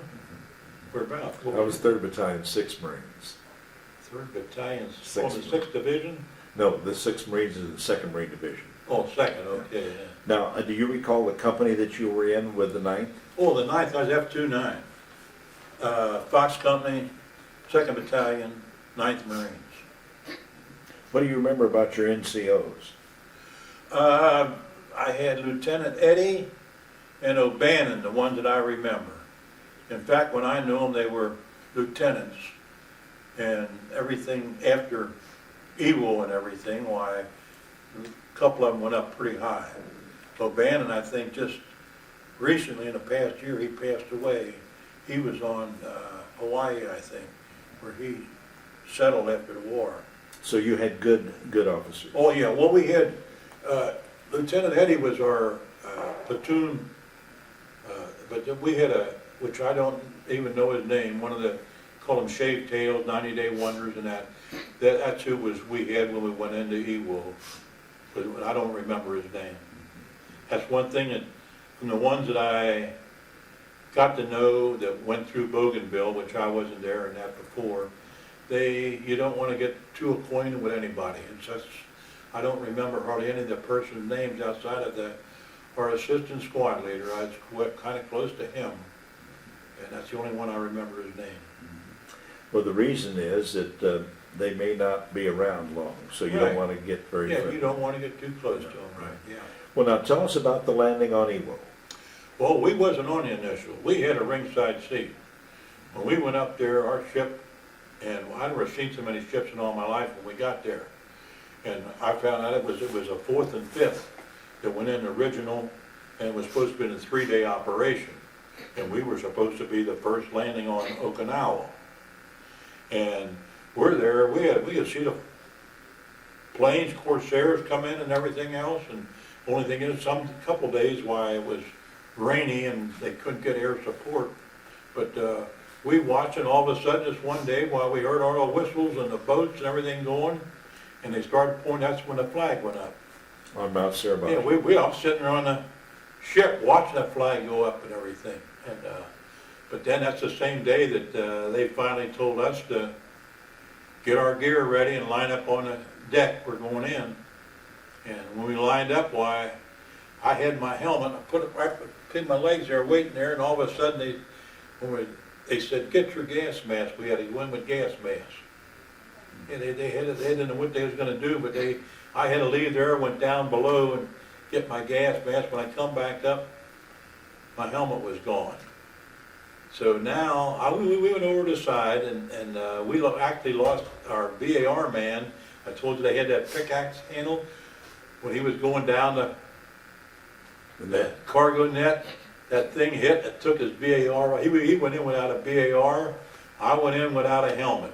And I see these here shots from Iwo and all. I'm always looking for one of these. We didn't went on D-Day or nothing like that. We come in about D+3 or D+4, I ain't sure which. It was after the flag raising, because we seen the flag go up from the ship. But I'm looking at them, see if I see somebody with only a head. I ain't gonna use it. Yeah, my small hat. Well, you had a gung-ho hat, did you? Yeah, something like that. But the first happened to be one of our men laying there, and you feel naked without a helmet. And the first one I seen, I grabbed, and it happened to be somebody that got it here, and it come out the side. And I took the hat I had and wiped the blood out, put it on. And then they just marched us halfway across the island, right underneath Suribachi, and we stayed there that night. We had a big hole that I got into. We stayed there that night. The next morning we got up, and they moved us. When we started going forward, they said the tanks are going to go over at 9:25, and yous will go up on the airfield at 9:30. So we're moving up there, and sure enough, 9:25, while the tanks went up, the airfield sets up. We were down below. Tanks went up and going across. We could hear all kind of hell firing and everything else. And all of a sudden, 9:30, one guy blew one of them whistles, and that's where we go up on the airfield. That was the first time I really got, what you might say, really I thought that was it. Because we're going across this flat, and all they kept saying is spread out, don't gang up. The machine gun opened up, you hear them going and hit the deck. Then when you feel like you don't want to get up, I was our lieutenant or somebody, they said, you can't move forward on your belly. That machine gun was still going, they had to get out, I remember they had to get out, I think my nose was still in the ground, but all of a sudden, I think they must have got it with a pull charge or something, there was a big bang and that was the end of it. But we kept going across the airfield and got a little over halfway, and all of a sudden, they said, find a hole and get in it. And they started the artillery, not artillery, I think it was mostly mortar fire. And I looked around, there's a hole back up over here, big shell hole from one of the things. I said, you got room for one more? They said, no, we're filled up. I said, oh, shit, I looked around. We were passing holes all the time, then I can't see one. There's a place where one of the tanks had went and left an indentation. So I got in it. Another buddy of mine from the George is his name. He come with me, and we're kicking in with our heels and everything, trying to get below the surface. And he had one of them shovel things on him. He rolled over, and I got his shovel thing off, and we started scraping and everything. And all I had was a machete, and that don't do you much good. And we did scrape out enough to get below the surface, and then they was still raining all over. I thought one hit on my head.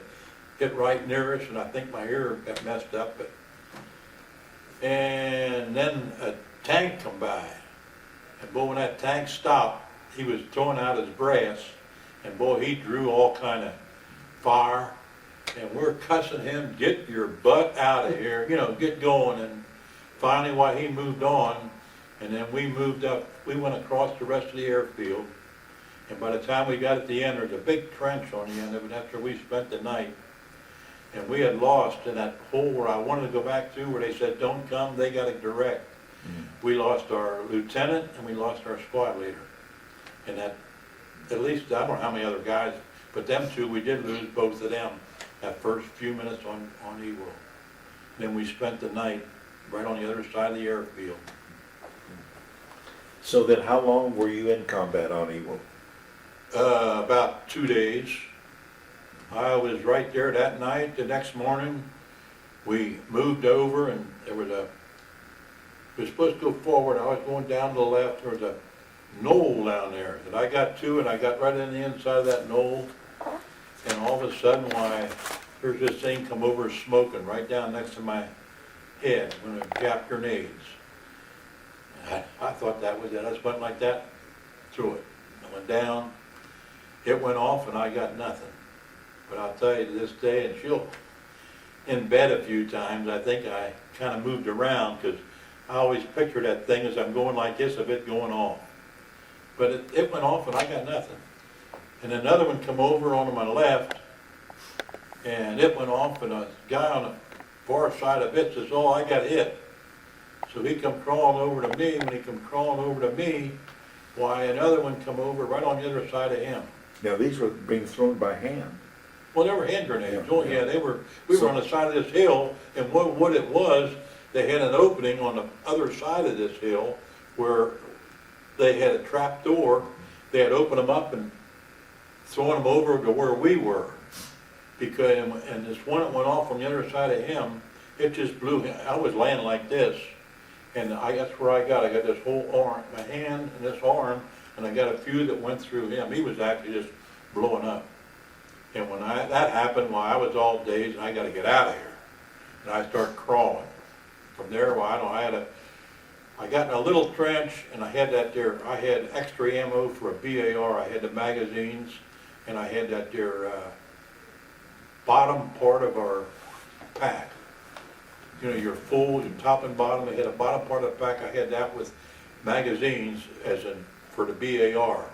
And I just took a knife and cut that off, because that was cut underneath me.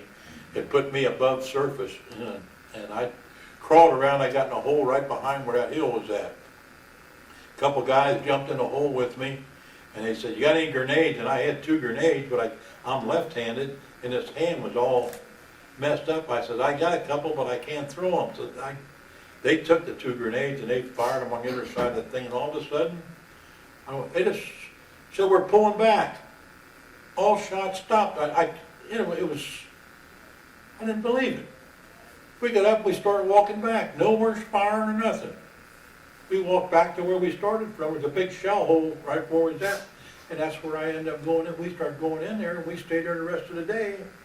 They took our first aid kit and took my hand, and we had canteen, washed it off with water and everything, and that sulfur, what is that? Sulfa. That there The powder. powder. We put that on and bandaged the damn thing up.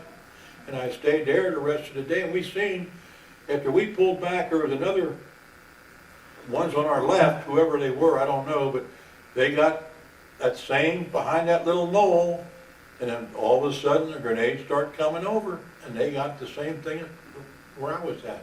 They got hit. But anyway, I stayed up there that night, and they had us on 50-50 watch out for banzai. And that night my hand got so I could clank it, I could hit it like this, as it clanked on my rifle. That's how hard it got and everything. And the next morning, why, we're ready to go, and all of a sudden our corporal, he was in charge of the squad. He says, Lou, I heard you got hit. I'm sending you back. He said, but we need some medical supplies. So they give me a list of the medical supplies to get. And he said, you'll find what do they call it, the first aid station, right behind our lines. Well, one of the guys had a rifle that would only fire once. It was messed up. So I went up, I give him my rifle, and I give him my water. I said, I'm going back, you can have these. So when I went back, I thought I'd see the aid station, but I didn't see it. Here I got his rifle, only fires once, and I'm walking around on E1. This is crazy. I ended up in the 4th Division. There was a chaplain or something taking the dog tags off, him and his helper. And I told him, I said, I had these supplies. Well, this one guy gave me supplies, but what he took, we come in a half pack, is all we had. They took that off, dumped out all my personal stuff, and put in the medical supplies I needed. He said, we know where your front lines are at, you go back up. When I went back up the back end, I could see the first aid station. It was right behind big dumbass me. I missed it coming back, and I went up there, and guys there, they took the first aid stuff they got, they will take it up for you. He said, you get on, they was gonna put me on a weasel. And that's the only thing I see that's written up in the book, that weasel that I was supposed to go on in our things about evil, is about this weasel took a direct hit. And I was lucky enough I didn't have to, I wasn't on it, and then they put me on a Jeep, and with two stretcher guys, and I sat right behind the driver. interview? One of them, yeah. Went back to the beach, On the other one, you and the beach back there, why, well, in the meantime, I was getting this thing cut off. I think every other time they see me, they cut off the bandage I had and put new bandages on. And then I got loaded on same as these ducks they got now. They loaded me on one of them. It was down in that hole in them, and we were going out. I seen that big hospital ship out there. I thought, boy, that's going to be nice. Here it is, that's loaded. And I think we went to 4 or 5 ships going around. They say, we're full, we're full. And finally, while we hit one, they took us. And what they did, they dropped one of those basket stretchers. And laid in that basket stretcher. And boy, I'll tell you, once I laid in that, they went, hoisted that thing up. And actually, when they pulled that thing up deck, my feet didn't hit the deck. I had a shot in each arm, I think, and they cut my clothes off. And they got army skivvies, is what I put. I got me shorts and army skivvies and a little half-ass robe. And that's all we had was on a ship. And sailor guys treated us nice. Ship we was on blew a turbine or something, and they only go half speed. So the convoy we was in, wherever we were going originally, the convoy left us and we're by ourselves. And then one thing on the ship there that was memorable is we had a barrel at sea. They didn't have refrigeration for them. So the ones that was on the ship that passed away, the first one, why, they got, did you ever witness a barrel at sea? No, I haven't, but I've seen movies. Well, what they got a stretcher that hooks onto the side of the ship, and they got the flag. Well, they're sewed up in canvas, white canvas. And they got the flag over the top of them. And there's 2 guys, one guy on each side, and the captain of the ship or the chaplain, I don't know who it was, is saying all the prayers and all that. And then as they start playing taps, why they raise it up slow, and as they get it up so far, it slides underneath the flag, and it takes like a belly flop when it hit down there. And as it does that, why the captain or chaplain, they announce the longitude and latitude. That is their, and then we had the same thing. We had lost 2 of them the next day or 2.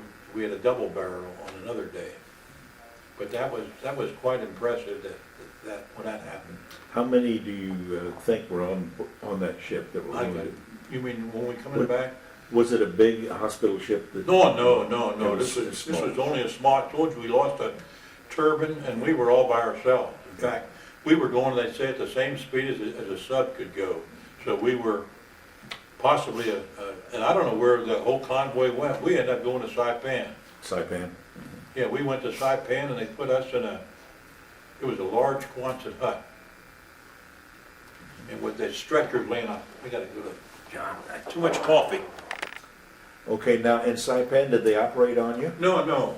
we were just laid out I was walking, all I had was, and I really didn't know I got some pieces on my side of the leg till later on. And they just put us in a big Quonset hut, and they had stretchers on the floor. All in a Quonset hut, and that's where the only incident I can remember there is Red Cross. And that's not good, because we got Salvation Army give us these ditty bags with everything we needed, with shaving and everything. But the Red Cross guys up there making a big speech about giving us money, how much money, and asking how much money we needed, and only take enough for what you need and all that. We had to wait about an hour of his speaking, and all of a sudden everybody's lining up waiting to get their money. And finally, why he says, hold up, he says, now. He says, we won't be able to give you your money until we find out whether you got that amount of money on the books or not. I mean, he said, it'll be about maybe 10 days before you get it. And everybody said, what the hell, we ain't gonna be here. We was only there about a day or two, and we come on another ship. It took us back to Hawaii. They didn't do no operating or nothing on it. We went back to Aiea Heights. And the odd thing about it is that buddy I told you I was with from boot camp in Norfolk and that, he was in the 9th, and he was in the 21st with me, and he was transferred down to the 9th with me. And when I'm on the ship leaving Saipan, while I'm on a rail and hearing a line of guys coming in here, he's in that line. Yeah, I really got to see him. Now, I assume that you were one of the walking wounded, weren't you? Oh, yes. So you were mobile? You were yes. I was I never did put on any airs about being a cripple or nothing like that. No, I tried to have my hand operated on after I was back home, and the doctor said, well, he did get the shrapnel out. He said, if you want a bunch of hamburger, he said, that's what you'll end up with. He said, there's just numerous metallic substance lodged in the soft tissues, is what his report was. But I never had any problems with it. But I went back to Aiea Heights, and we was in a hospital there, no kind of operation or nothing. And we was only there about a week in a hospital. And then we went down to Tent City.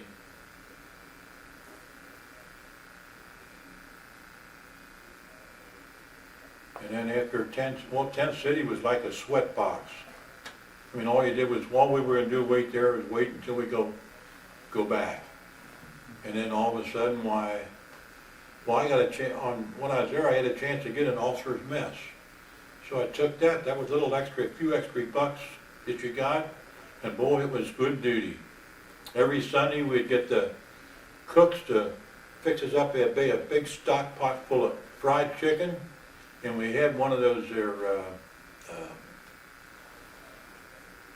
what do they call them? They blow them up. The boats that they blow up, put air in them. And the rafts? Raft, yeah, air raft. We had a recon truck. We'd have a stock pot full of beer in that, and another one full of hot fried chicken, and we'd have that raft, and we'd get on that recon and go over to what they call the Black Beaches across Pali Pass in Hawaii, and go over to the beach, put that thing on, and have a stock pot of beer in that, just sit out there at beer and stuff. I had 9 months. Well, from when we got back after Evo, I'd say almost 9 months in Hawaii before I left. And left on a battleship Maryland. They were coming by. They said, what date about? Well, I don't know exactly what date I left, but by the time we arrived in L.A. on the battleship Maryland, and then we got across state we got a picture home of when we come into L.A., they had a picture on the front page of the newspaper of the ship coming in. And I know my picture's on it because I was on one of the gun turrets, right on the end of the top of the gun turret, and I got a circle on the newspaper. They had it when we pulled in there. In fact, when we went aboard Maryland, you just went aboard so far as sleeping or anything else, nothing. I slept up in the gun, up when I'm upper gun turret is where I slept. But So- you didn't have a number to go through chow, did you? No, nothing like, no, this was, they'd say chow, you'd go to chow. Nothing, I didn't believe that. When we unloaded there, we got on a train and went back to Great Lakes, is where we got discharged from. Well, now, where were you at War's End? Do you remember BE Day in Europe in May? I'll give you VJ Day. That was when, one thing I can remember is, I was in that tent city when Roosevelt passed away. And I remember that. So you were on Hawaii when Yeah, that happened? right. That was in somewhere around early May, if I ain't mistaken. Yes, and well, that was in April, and then the Germans surrendered in May. Yeah, Yeah. but VJ Day I remember very well. Now, that was August, and were you still in the August Navy? the 14th. Yes, were you still in the Navy? Till where? In the, I mean, were you still in the Marine Corps? Being treated by the Navy? Yes, no, I was out of the hospital. I was in what they called Tent City and Pearl City. Okay. They called it Pearl City right near Pearl Harbor. It was Tent City, and they just had we were, what we call it, sweat box. They called your name. If you ain't there, somebody else will take your place. As ships was going back, they'd call names out and put people on ships. But when all of a sudden, when his Maryland took them, well, they kind of cleaned the camp out pretty well, and they just put us on trucks. And I was amazed. They just give them your name and go aboard ship. That was it. Yeah. And we come back to L.A. and we got on a train, went to Great Lakes, and I remember Great Lakes. We had some private, wasn't even a PFC, I don't think. And we had in our group, we had some sergeants and that. And I can remember this guy pulling out a locker box, and he says, you guys can pull rank on me if you want. He says, I'm only a private. He said, but if you don't do what I say, you'll just be here a few more days. I can remember, he was good. He really had control, didn't he? Right, he said, if you don't want to do what I do, you can stay here a while. He said, I'm gonna be here a while. Did you bring any souvenirs back with you? And teeth is the only thing. That was the only thing, yeah. Yeah, that's the only thing. Well, then what happened to you after you got discharged? After which? After you were discharged from the Marine Corps, what did you do? Well, like I say, I had that job at Kroger making candy, and I went back to it, and I had some buddies. There was actually 4 of us that we wanted to go down. Oh, we got in that, what was it, 5220. 52 weeks at $20, 5220 club they called it, which I went so far and I just couldn't lie anymore. When you went over there, you had to tell the guy where you looked for a job and everything else, and I thought, the hell with that. But anyway, we had 4 guys that we were gonna go down in Florida and live with the filthy rich, down to Miami Beach, and from there we were either gonna go on a tramp steamer and go down to South America, or we were going to go across the U.S. on that, where they pick the fruit and everything else, go across the U.S. and go up to Alaska. That's when they had that, I should have done that, when they had that, you could, homestead. They had homestead for veterans up there. Yeah. And that's what we were going to, either, when we get down to live with the filth, well, anyway, we took $50 a piece, and I had a 37 Chev, and he had a 37, I had a 37 Plymouth. He had a 37 Chev, and we flipped a coin, and we ended up taking his Chev. Well, the 4th one didn't believe that I would leave Kroger's, where I was working, to go on this escapade. So he re-upped in the Marine Corps, and he was at Cherry Point. So when we left to go to Florida, like I said, we had more money home, but we took $50 a piece, and we left, and we were going to go to Cherry Point, give him the hee-ho that we're going down. So that's what we did. We went to Cherry Point, and we seen him, and really when we got to Florida, we wouldn't give him our address, because knowing him, he would have left on the next train, because the train went right by the place. He'd have been on it going down to Florida. But we went down, we did. We drove all the way down. We were running out of money. We lived on fig bars. That's what he ate. I wasn't allowed to drink beer because it cost too much money. And then we finally down there, after we got a motel, why I got work, two of us got work on putting in the dock on the hotel down there, the Bloemfontein Hotel down there. Their boat dock had got torn up, and we was in a construction outfit. And he got the job of driving a damn truck going over to the lumber company, getting lumber, and I got a job creosoting all the big planks that we had to put in. So we worked at $1 an hour. We worked that until we got a little bit of money so we could start eating and paying our hotel bill. And I got a job from making candy at Kroger's for the ad in the paper for a candy maker over in Miami. So I went over to Miami to the Soda Candy Company, and this guy says, yeah, we need somebody. And I ended up working making candy for him, and he couldn't get any candy makers down there. And I had I'd say about 15 to 17 girls, most of them from the island or something. They couldn't speak English. One of them could interpret for me. And I made them candy canes and then barber poles is what I made for the guy down there. And he offered that. By that time I had a younger brother that went in the Marine Corps right at the end of the war, and he got in the air wing.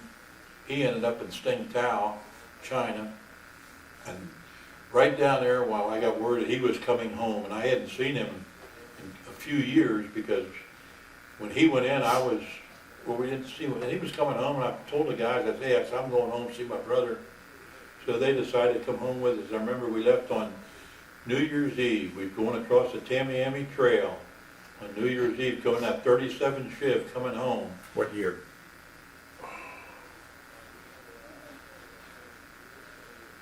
45,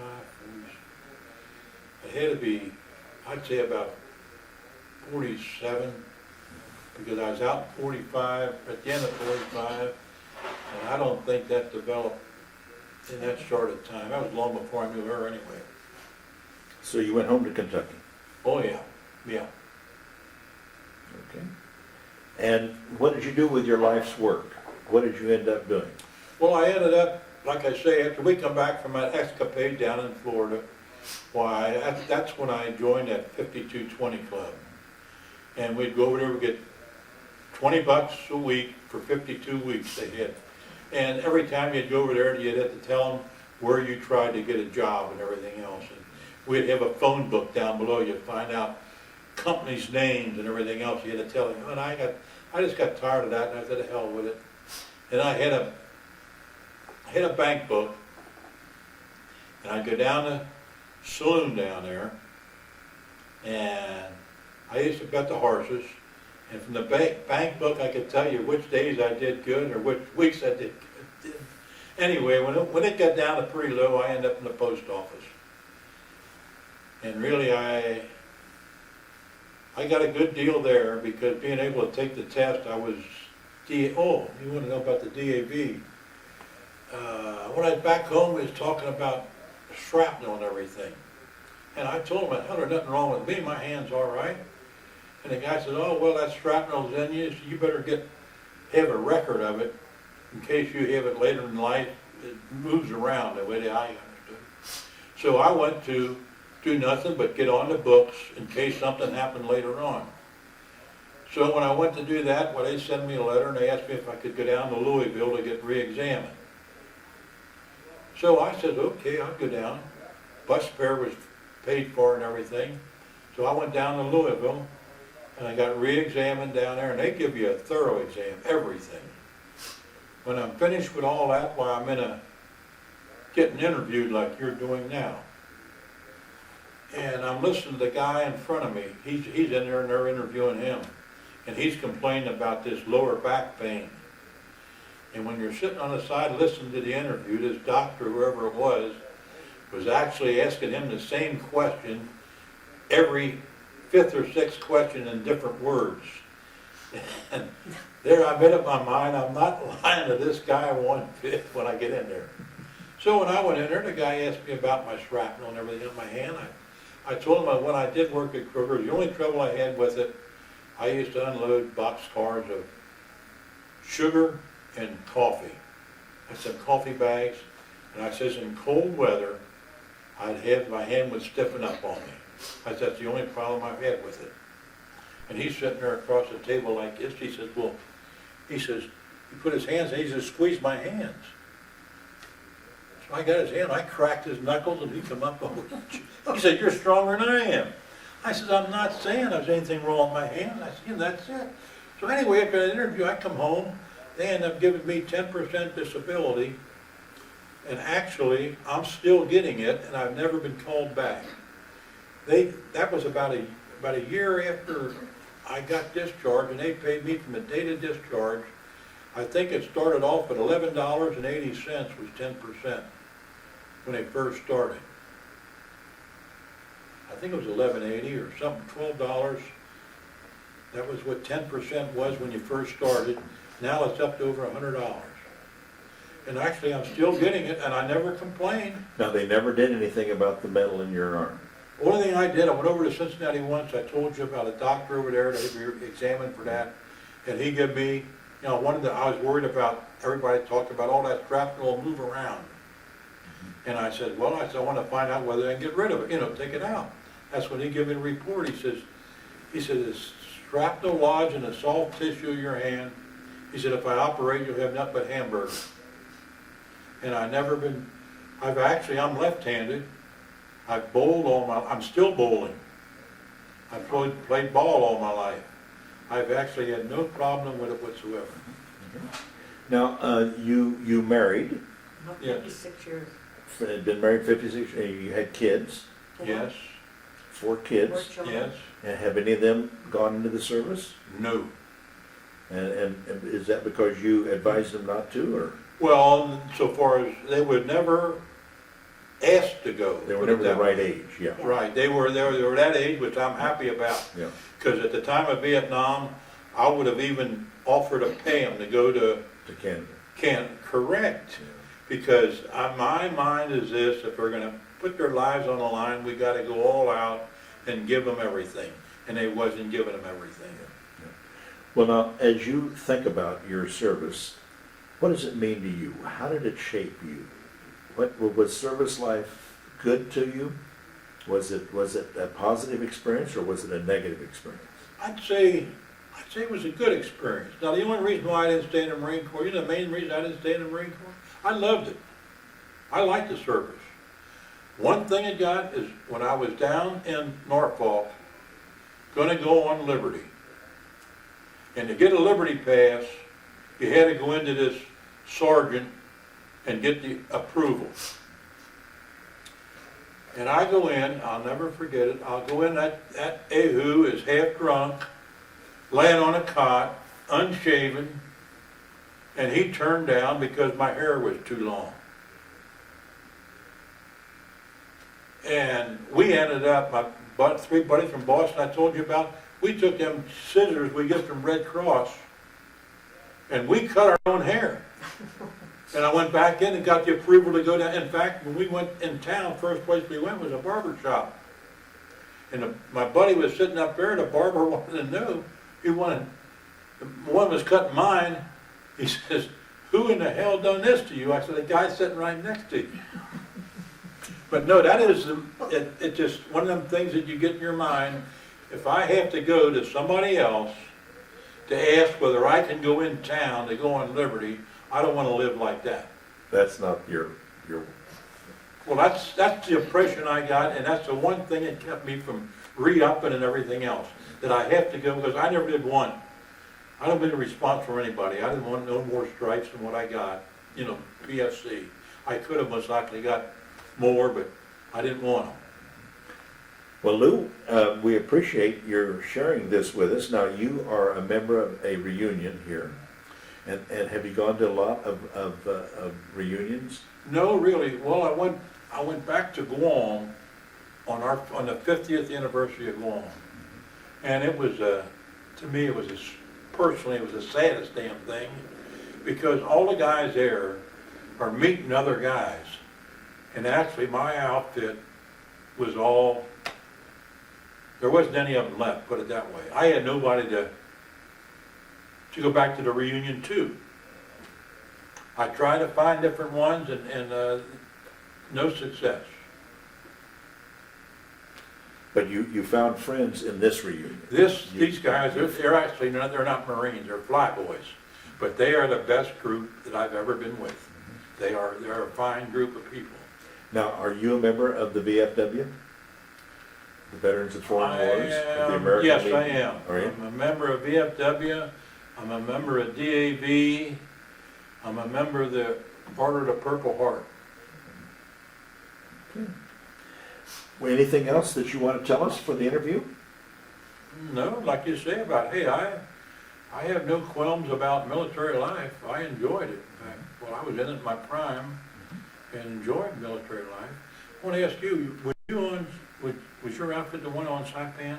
No. See, I'm younger, Oh, I so saw. I'm a Korean era veteran. Oh, okay. Yeah. Because I just wondered, that friend of mine that got killed on Saipan, I just wanted to ask about that. That was it. Yeah, I forgot about that, yeah. I take it for granted. I'm very fortunate. I know that I'm active, and for 84 years old, a lot of people look at me and say, but I am. I'm 84 years old, and I'm fortunate to get along the way I do. That's because Mary's taking good care of you. He would never admit it. Well, let us end our interview on that note, and we appreciate your service to the country, and we appreciate you giving us this historical interview. Yeah. Thank you very much. Thank you.